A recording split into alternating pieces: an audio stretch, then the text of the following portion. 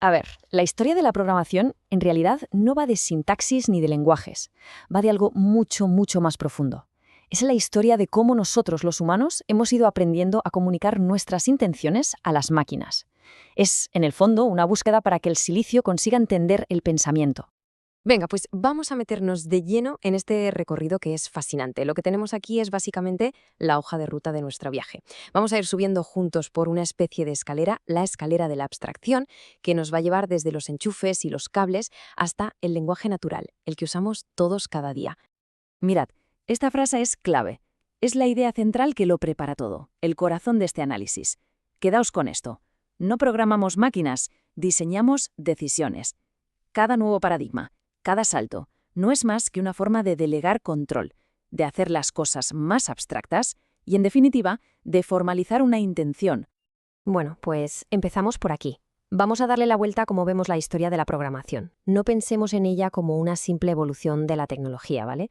Pensemos en ella como lo que de verdad es, una búsqueda constante para que una máquina entienda una intención humana.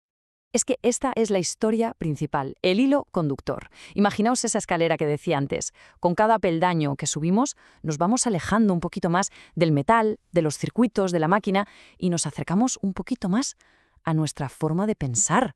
Venga, pues vamos al principio de esa subida. Nos vamos a una época en la que programar era un acto totalmente manual, casi te diría que una proeza física. Es que hay que pararse a pensar en lo que esto significaba. El ENIAC, un bicho de 30 toneladas, y para programarlo había que enchufar cables a mano. Un cambio uno solo podía llevar semanas. Aquí no había teclado, ni pantalla, ni nada de eso. La intención era literalmente un laberinto de cables. El software y el hardware eran lo mismo. Y entonces llegó el momento que lo cambió todo. La arquitectura de von Neumann. La idea era revolucionaria pero sencilla. ¿Y si las instrucciones y los datos se guardan juntos en la memoria? ¡Boom! Este fue el auténtico Big Bang del software. De repente podíamos cambiar la intención, el programa, sin tener que reconstruir la máquina. La lógica, por primera vez, se volvió algo moldeable. Y esta imagen lo ilustra a la perfección. Es el primer peldaño de verdad en nuestra escalera.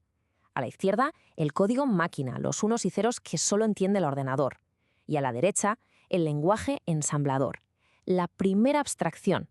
De repente teníamos palabritas, memónicos como move o add, que nos permitían escribir nuestras intenciones de forma simbólica. Un paso de gigante para alejarnos del metal. O sea, para que nos quede claro el salto, pasamos de un control totalmente manual, físico, donde la intención estaba metida en los circuitos, a un control simbólico, directo sobre el hardware, sí, pero simbólico. La eficiencia, claro, se disparó. Aunque, ojo, la forma de pensar todavía estaba muy, muy pegada a la máquina. Claro, una vez que teníamos un lenguaje básico, nos encontramos con otro problema. ¿Qué pasa cuando los programas se hacen más y más grandes? Pues que la complejidad se dispara. Se volvían difíciles de entender, de mantener. Hacía falta una nueva forma de pensar, de organizar todo ese caos. Y esa solución fue la programación orientada a objetos. La idea era genial. En vez de tener una lista infinita de instrucciones, ¿por qué no modelamos las cosas del mundo real? Empezamos a crear objetos en el código, un coche, un cliente, una factura, cada uno con sus propias características y sus propias acciones. Esto nos dio el poder para construir sistemas que eran, inmensamente más complejos. Y fijaos en la tabla, porque lo interesante es ver cómo cambia el tipo de control. Pasamos a la encapsulación. ¿Qué es esto? Pues es algo muy potente. Significa que juntamos los datos con las acciones que pueden hacerse sobre ellos. El ejemplo de la factura es perfecto. El objeto no solo tiene el importe o la fecha, sino que también sabe cómo calcular su propio total o enviarse por correo. Así, de repente, creamos piezas de puzzle, componentes modulares que podíamos reutilizar una y otra vez. Muy bien, ya sabíamos cómo organizar el código en objetos. Siguiente paso, la pereza, que es la madre de la ciencia. Empezamos a preguntarnos, ¿de verdad tenemos que escribirlo todo nosotros desde cero una y otra vez? Y la respuesta, por suerte, fue un no rotundo. Y así entramos en la era de la delegación. Dejamos de construir todo desde cero. Empezamos a delegar tareas enormes de arquitectura a cosas que ya estaban hechas, frameworks, APIs y con el tiempo a plataformas low-code y no-code.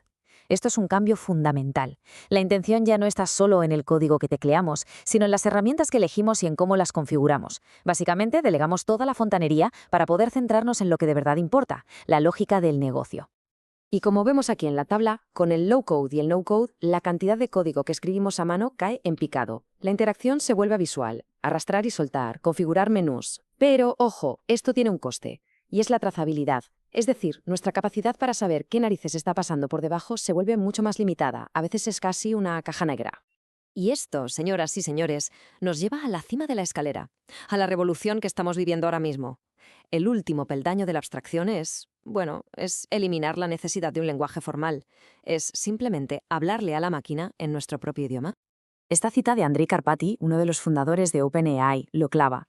El nuevo lenguaje de programación más popular es el inglés. Es que es así de simple y así de profundo. La barrera que siempre ha existido entre el pensamiento humano y la instrucción para la máquina se está literalmente disolviendo.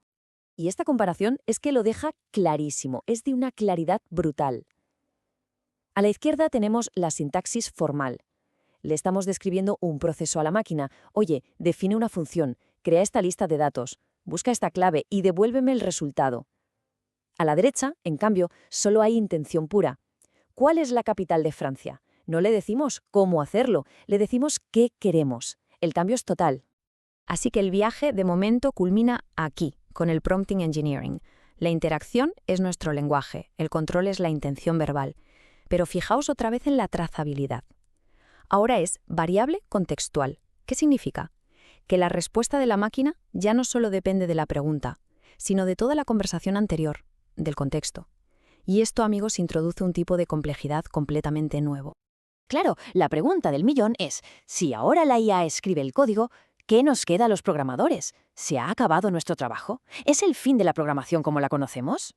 Pues la respuesta es que no, para nada. A pesar de lo increíblemente potentes que son, los modelos actuales tienen puntos ciegos muy importantes. Para empezar, no piensan como nosotros.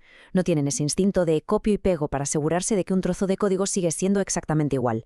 Y lo que es aún más importante, son malísimos haciendo preguntas. Tienden a asumir cosas, equivocarse, y seguir por el camino equivocado sin parar a preguntar, ¿estás seguro de que quieres que haga esto? Por eso, esta analogía me parece brillante. La mejor forma de ver a una IA que programa es como un becario con exceso de confianza. Es súper rápido, súper entusiasta, pero necesita supervisión. Es una herramienta potentísima, un asistente que puede quitarte el 80% del trabajo pesado, pero necesita a un arquitecto, a un mentor que supervise, que corrija el rumbo y sobre todo que defina la intención con una precisión quirúrgica. Entonces, las claves para entender este nuevo mundo son estas. Primero, el prompt engineering no es el fin de la programación, es su transformación en diseño de intención.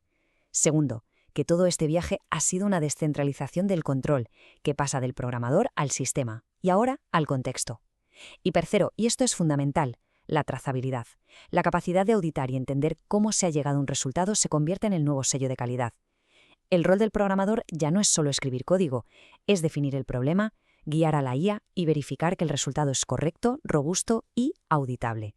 Y con esta pregunta lo dejamos todo en el aire. Ahora que la intención está reemplazando a la instrucción, ¿cuál es la habilidad más importante para un programador? Ahora que hemos llegado a esta cima donde podemos literalmente hablar con las máquinas, quizá la habilidad clave ya no sea saber hablar, sino saber exactamente qué decir. La claridad de pensamiento, la precisión a la hora de formular una intención. Esa, quizá, sea la verdadera programación del futuro.